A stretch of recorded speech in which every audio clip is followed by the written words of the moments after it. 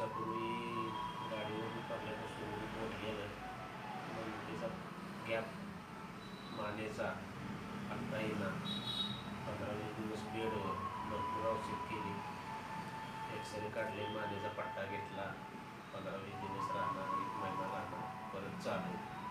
नंतर ही समर्थतेने कळलं, गेल्या महिन्यात औषध घेतली, 1 महिन्याची केली 1 महिना झाला का हात वगैरे असं पूर्णवरती एवढा 2 वर्ष एवढा जातो कंप्लीटवर जाते.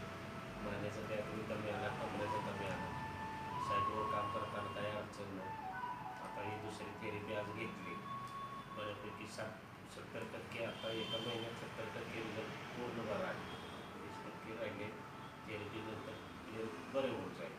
तुमचं काम कष्टाचं आहे ना? कष्टाचं काम आहे, रानातलं काम आहे, साईडवरलं काम आहे. मानेवरती ताण पडेल असं तुमचं जास्त काम आणि मणक्यावरती ताण पडेल असं काम जास्त आहे. 100 पायऱ्या वगैरे चढायला लागते, त्या अपार्टमेंटचे 60-100 पायरी चढायला लागते. रानातलं काम आहे, वैरणीची मजा येते. ओके.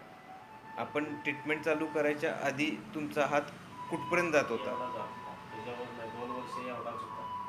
आता कुठपर्यंत जातो? आता थेरपी करून गेल्यानंतर 7 ते 7 दिवसात असं पूर्ण वर. तरी मला कोलगेट घासायला येत नाही, मोडल्यामुळं आकारलं तरी सगळं आकारलेलं, आणि 1 वर्षभर या बाजूला झोपलेलंच नाही, याच बाजूला झोपलेलं मुंगे. आता पहिल्यासारखं काहीच त्रास होत नाही, वेदना अजिबात होत नाही आहेत. क्लिअर आहे, काही सुद्धा त्रास नाही.